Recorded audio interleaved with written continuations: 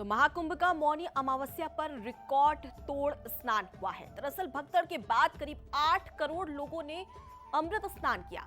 अब तक कुंभ में 25 करोड़ श्रद्धालु स्नान कर चुके हैं। तो देखिए, महाकुंभ में तमाम जो श्रद्धालु हैं उनके आने का सिलसिला अब भी जारी है। इससे समझ में आता है कि जो श्रद्धालु हैं उनमें आस्था और भक्ति का जो सैलाब है वो कम होने का नाम नहीं ले रहा है। अभी तमाम लोग पहुंच रहे हैं और अब तक की अगर बात कर ली जाए तो 25 करोड़ श्रद्धालु स्नान कर चुके हैं।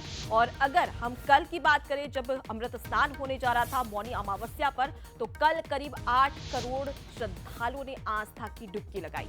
तो ये आपको बता रहे हैं महाकुंभ को लेकर एक बड़ा अपडेट, जहां लगातार श्रद्धालुओं के आने का सिलसिला अब भी जारी है। देखिए, एक हादसा हुआ, भगदड़ मची, लेकिन उसके बावजूद भी तमाम जो श्रद्धालु हैं वो अब यहां पर पहुंच रहे हैं और आस्था की डुबकी लगाते हुए नजर आ रहे हैं। तो करीब 8 करोड़ लोगों ने कल आस्था की डुबकी लगाई।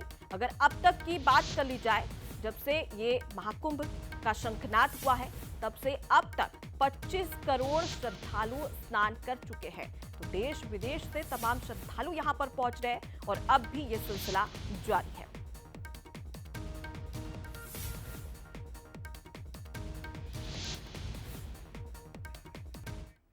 चलिए, इसी खबर पर अब ज्यादा जानकारी ले लेते हैं। हमारे साथ में तीर्थराज प्रयागराज से सीधे हमारे संवाददाता अरविंद जुड़ चुके हैं। अरविंद, लगातार हम देख रहे हैं कि जो श्रद्धालु हैं उनमें आस्था का खुमार कम होने का नाम नहीं ले रहा।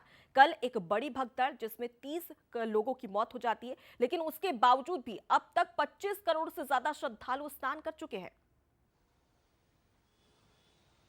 देखिए, आप सही कह रही हैं। जिस तरीके से यहाँ पे हादसा हुआ और 30 लोगों की मौत हुई और 60 से अधिक लोग घायल हुए। घायलों को उपचार के लिए भी अस्पताल ले जाया गया। लेकिन जो श्रद्धालु हैं उनके मन में जो आस्था का महाकुंभ चल रहा है, जो संगम का महाकुंभ चल रहा है, तो उनके मन में कहीं न कहीं उस हादसे को लेकर तनिक भी भय और डर नहीं लगा। जो आस्था थी लोगों की, वो संगम के तीरे जा करके संगम में स्नान करने का जो उनका लक्ष्य लेकर के अपने घरों से चले थे, तो उस लक्ष्य को पूरा किए। और उससे यही लगा कि जो हादसा हुआ उससे जो यहाँ भीड़ थी वो भयभीत नजर नहीं आई। तो जो घटना अनहोनी होनी थी, उस अनहोनी को अनदेखा करते हुए यहाँ पे भीड़ आई और लगातार जो भीड़ का आलम है वो लगातार आने का जो सिलसिला है संगम क्षेत्र में वो लगातार जारी है। तो कह लीजिए, उस हादसे से लोगों के मन में डर नहीं पैदा हुआ, बल्कि एक आस्था और विश्वास के साथ संगम में स्नान और डुबकी लगाई। और सिलसिला धीरे धीरे यहाँ थमा नहीं है। जो लोगों का आने जाने का सिलसिला है, चाहे बस हो, चाहे स्टेशन हो, चाहे एयरपोर्ट हेली की सवारी हो, सभी पर जो लोगों का आस्था और विश्वास था वो डगमगाया नहीं, बल्कि वो जारी भी है। बिल्कुल अरविंद, हम लगातार तस्वीरें भी देख रहे हैं कि तमाम जो श्रद्धालु हैं वो भी अब भी महाकुंभ पहुंच रहे हैं स्नान के लिए। ऐसे में जरूरी हो जाता है कि कल जो हादसा हुआ उससे प्रशासन ने क्या सबक लिया, और सबसे बड़ी बात कि अब भी श्रद्धालु पहुंच रहे हैं, करोड़ों की संख्या में पहुंच रहे हैं। ऐसे में बहुत जरूरी हो जाता है कि कल जैसा हादसा दोबारा ना हो। ऐसे में प्रशासन के लिए कितनी चुनौती और अब क्या सतर्कता बरती जा रही है?